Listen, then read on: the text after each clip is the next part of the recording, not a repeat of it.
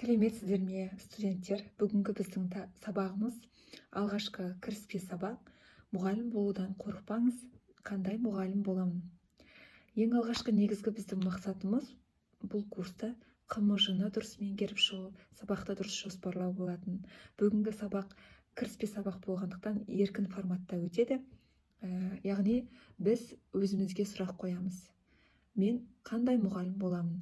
Немесе мұғалім болу қиын ба? Кез келген мамандықтың өз қиындығы бар. Оңай жұмыс жоқ.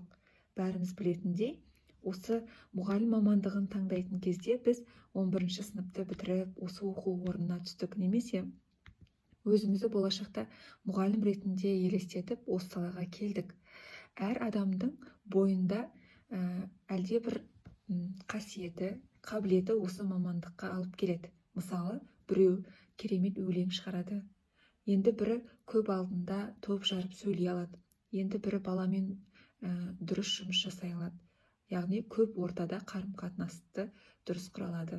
Ал енді бірі басқару ісіне өте ұқыпты болып келеді, ұжыммен жұмыс жасауға. Міне, осындай қабілеттер біздің бойымызда болғандықтан біз осы салаға келіп отырмыз. Сондықтан ешқандай қорқыныш болмай, тек қана алға қарай ұмтылып, білім алып, қазіргі заманға сай мұғалім болу үшін біз білім алуымыз керек, көп ізденісті қажет етеді. Өздеріңізге белгілі, қазіргі кезде мұғалім мәртебесін көтеріп жатыр. Және білім саласында көптеген өзгерістер болып жатыр. Білім министрі мұғалім мәртебесін көтеріп, және мұғалім болуға да көптеген талаптарды қатаң түрде жүзеге асырып жатыр. Сондықтан да біз заманауи, яғни қазіргі заманға сай педагог болуымыз керек. Қазіргі заманға сай педагог қандай болады? Үш тілді толық меңгерген, енді үш тілді толық меңгеру қазіргі кезде барлығымыздың міндетіміз.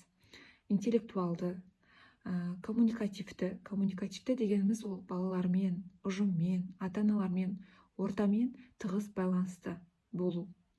Және технология, жаңа технологияларды меңгеру. Бәріміз білетіндей, қазір ештеңе біздің компьютерсіз, смартфонсыз, интернет желісіз өтпейді.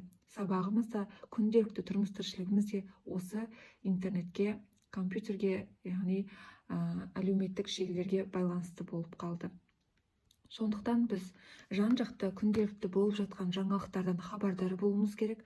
Қандай жаңа нәрсе шықты, соның барлығын меңгеруге тырысуымыз керек.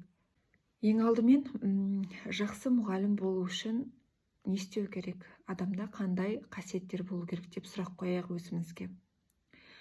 Бір айтады, яғни сабырлы болу керек, шыдамды болу керек. Қазіргі балалар бұрынғы балаларда емес. Шыдамдылық, төзімділік керек дейді.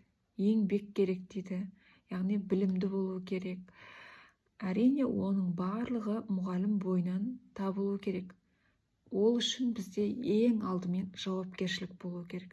Сіз мейлі 1-ші курс студенті болыңыз, мейлі 4-ші курс студенті болыңыз, немесе мұғалім мамандығын меңгеріп, баламен үйде отырған, бірнеше жыл жұмыс жасамаған тұлға болсаңыз да, сізде жауапкершілік 1-ші орында болу керек.